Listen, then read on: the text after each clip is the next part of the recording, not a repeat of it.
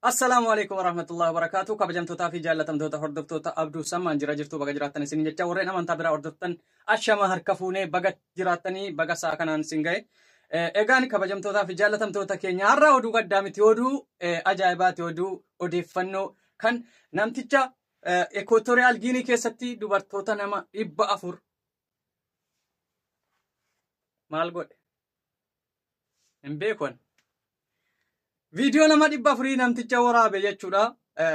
Hanga mootummaa yookiin ministeera maallaqaa keessa kan hojjetu Equatorial Guinea keessatti maqaan isaa Blazer Ebank kan jedhamu video 400 kan sagaagalummaa hojjetu kompiitara isaa keessa sakatta'iinsituu godhamu kompiitara isaa keessatti argameera. Namtichi kun video sana ol gara kumaatti iyyuu deemaa jira jedhanii baay'ee jechuudha. Kana keessa kan haadha warraa namaatu hedduudha jedhan. Fakkeenyaaf kun video kana akkuma agartan jechuudha kuni. Erga inni video isii waraabee video sun harkaa bahee abbaa manaa qaalitti abbaa manaa namtitti kanaa bira ga'e namichi videoon bira yeroo ga'u jaalallee isaatiin haasaadhuma taphachiisaa dhaqee video kanatti agarsiisee naasise jechuudha. Kun akkuma agartan kanatti akkasitti yeroo argitu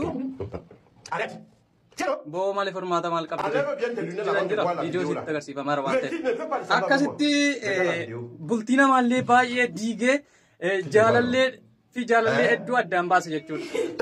Namichi gudaan kun akkane kan biraas immoo namichi kun namicha abbaan video qaalitti niititti agarsiisaa jiru kuni duraan namni kan biraa yeroo inni waan akkasii irratti hojjetu inni Dubaayii ture waggaa 5 Dubaayii ture abbaan warraa niiti kana jechuudha. Namni kan biraan Guinea Equatorial Guinea irratti dawalee namni waan akkasii hojjetaa jirti jedheen. Jennaan abbaan manaasi kan amma salphisu kuni waa'ee haadha warraa kiyyaa gonkumaa waan akkasiitiin kaaftee kana booda anaafsitu jiraata jedheeniin. In shakku waan ta'eef in jaallata baay'ee waan hin shakkineef akkas jedhee namticha hojiisii kana bilbilaan itti hime kanatti mufannoodhaan dubbate jechuudha. Booda garuu kunoo dubbiin namticha gaafan itti dubbatu sun dhugaa ta'e. Kun kanarraa maal hubanna dhiirri tokko yeroo jaallate nama jaallate san hin shakku. Tasuma gonkumaa hin shakku abbaan fedhe waan fedhe itti himu jechuudha. Amma ofii dhaqee ijaan argutti. Kanaaf namtichi gaafa sitti himee kakatame jechuudha. Amma kun ofiif ijaan arge viidiyootti agarsiisee jechuudha. Yeroo viidiyootti agarsiifamu akkasumatti rifattee haftee jechuudha. Gara biraatiin biyya keenya keessaas shamarran tokko tokko namticha kana xalabataa jechuudha. Nuufis akka gara Itoophiyaatti ergamu jedhanii kun gargaartu kana. Akkasitti xalabachuu jalqabaniiru yookiin immoo dilaayiveriin akka achis qaqqabuuf gaafataadha jechuudha shamarran keenya keessattuu shamarran Oromootiin. Afaan Oromootiin gaafataadha jechuudha namichi kun akka biyya keenyatti achaffeerame hojii kana biyya keenya keessattis itti fufsiisuuf jechuudha. Kanaafuu mee isin warri viidiyoo kana daawwataa jirtan namtichi kun utuu dhufe biyya keenya keessatti viidiyoo meeqa inni hojjetettanii yaaddu? Kuma ol malee sanaa gadiin hojjetu akka kiyyatti jechuudha. Kanaafuu namtichi kun bultii namoota hedduu keessatti rakkoo uumee jira jechuudha. Kunoo viidiyoon isaa hunda agarsiisuudhaaf anu hunda hin argine ammuma kana ilaala. Akkasitti dubartoota biiroo keessa hojjetu keessatti biiroo maallaqa keessatti biiroo mootummaa keessatti jechuudha. Akkasitti waan akkasii hojjetaa jira jechuudha namtichi kun. Kanaafi namtichi kun haati warraa isaa waliin ijoollee 6 qaba. Kun akkuma argitan kana ijoollee 6 qabu. Haati warraa isaatu dubbannu viidiyoolee inni hojjete kana argitus abbaan manaa kiyya dhiifama godheeraa fi naa waliin deebi'ee akka bultii kana itti fufsiisu jettee dhiifama gooteef jechuudha erganni hidhame jechuudha. Shoof argitanii jaalala. Dubartiin tokko tokkos yoo nama jaallatte abbaan warraa isii waan fedhe yoo godhe dhugaadhaan jaallattee jiraanaan abbaan warraa isii waan fedhe yoo godhe waan jaalala qulqulluu jaalala isaa waan of keessaa qabduuf waan inni fedhe yoo balleesse inuma dhiifama gootiif jechuudha. Fakkeenya taati jechuudha. Qaalittiin kun haati warraa isaa kun jechuudha. Haati warraa isaa haati ijoollee 6 jechuudha.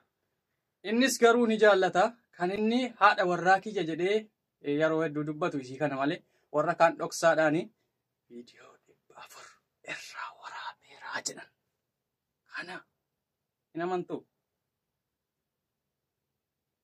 Amantanus amanuu baattanus namtichi Blaazar Mbong jedhamu kun viidiyoo 400 bakkoota adda addaatti kan waraabe biiroo mana jireenyaa bakkoota bashannanaa fakkeenyaaf mana sireetti kan inni waraabe viidiyoo 400 fi isaa oltu deemaa jira jedhan. Waan akka kanaati odeeffannoon keenya guyyaarraa kan qabannee dhiyaanne kana fakkaata. Odeeffannoo birootiin hanga walitti deebinutti nagaan naaf tura. Yaada namicha kana irratti haati warraa isaa dhiifama gochuu kana irratti isin maal jettu? Isin bakka isaa of buusaati warri shamarranii utuu isin ta'eeti abbaa warraa keessa waan akkasii hojjeteeti rabbiin taasisin isin jala maal gootu? Dhiifama gootuuf immoo akkuma isii kana dhiifama godheeraa fi na waliin deebi'ee ilmaan kiyya naafa guddisuu jettu moo narraa ijjikoo bakka ijjikoo hin arginetti na duraa hafuudhame haa hidhamuu argaadhuma saayuu hin fedhuu jettanii miidiyaaf ibsa kennitu. Isin garuu haati warraa isaa miidiyaaf ibsa kennite miidiyaa biyyattiitiif jechuudha. Namicha kana abbaa warraa kiyya kana na wajjin deebi'ee akka inni ilmaan kiyya naa guddisuu an dhiifama godheeraa fi abbaa warraa kiyya nan jaalladhaa jettee dhiifama gootee fi gara manaatti akka deebi'u aangawoota mootummaa gaafatteetti jechuudha. Aangawoonni mootummaa immoo viidiyoon kun ba'ee biyya keenya waan balleesseef namtichi kun gonkumaa akka taphaatti mana hidhaatii bahuu hin danda'u. Kanaaf murtii cimaati irratti murteeffamuuf waan karoorfatan fakkaatu aangawoonni mootummaa maqaa waan jara balleesseef jechuudha. Kan biyya keenyatti affeerrataa jirtanus biyya keenya keessas Blaazar kan biraa jiraachuu danda'a waan ta'eef achuma keessa sarchi godhaatii barbaada.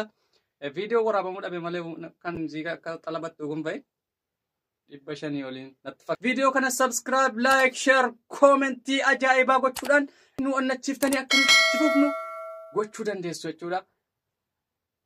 Tahiyya lakum.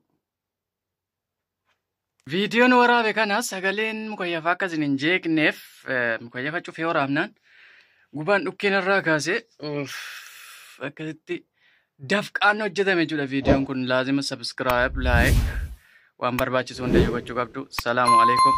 Isin jaalladha. Nagaatti.